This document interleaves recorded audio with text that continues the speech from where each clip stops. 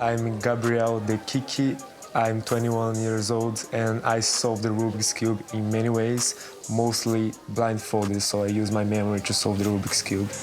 I'm assuming you must be Gabriel. Yeah, nice to meet you, Tom. How do you challenge yourself when you can do them in? Yeah, there's a lot of ways you can challenge ourselves in the Rubik's Cube. We can solve with one hand, for example, to test your dexterity. But one that I particularly love to do is to solve it blindfolded. Solving the Rubik's Cube whilst looking at it is hard enough, let alone blindfolded.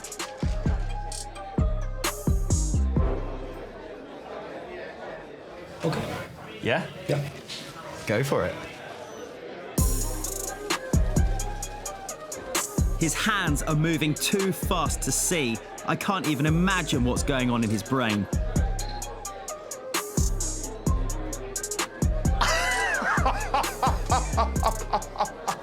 That did not just happen.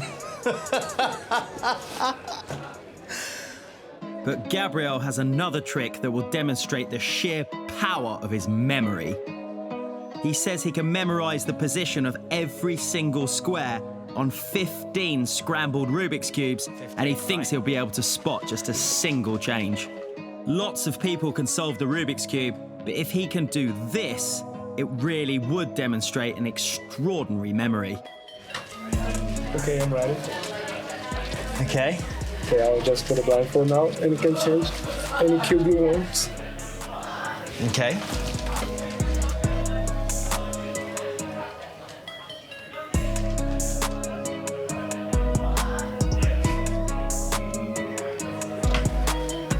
Right, go for it.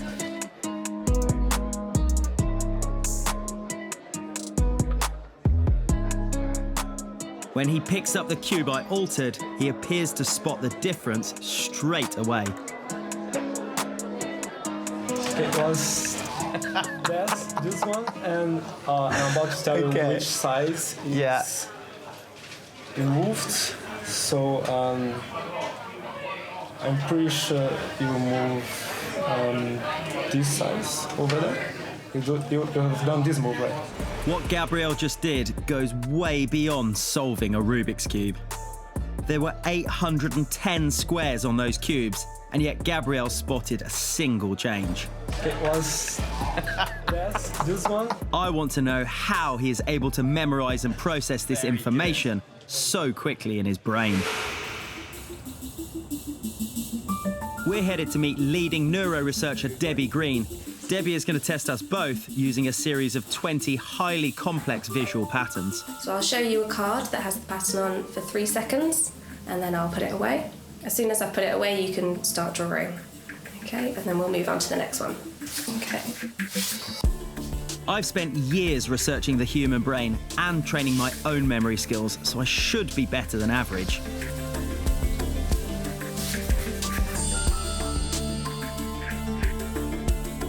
The last one.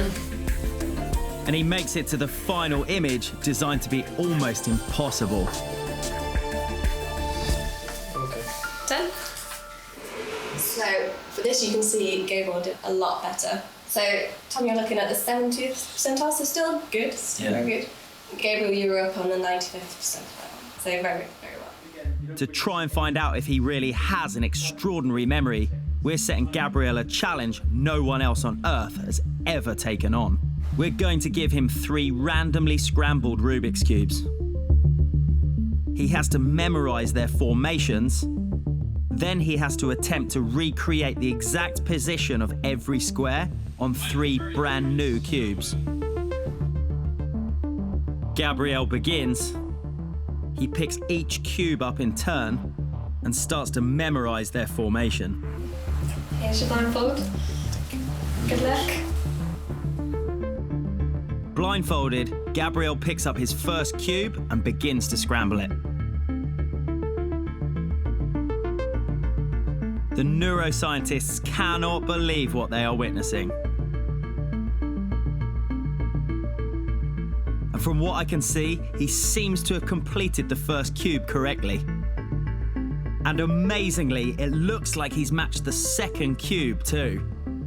There are 43 quintillion possible combinations on each cube. I have no idea how he's doing this.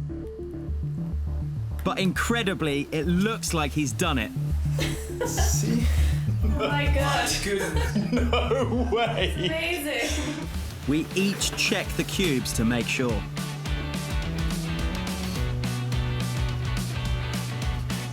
That one's perfect. Somehow, Gabriel really did complete this extraordinary challenge.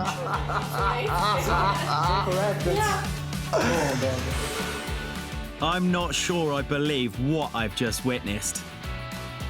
Gabriel Dechichi has trained his extraordinary memory to be able to complete even the most seemingly impossible of tasks, making him the ultimate puzzle master.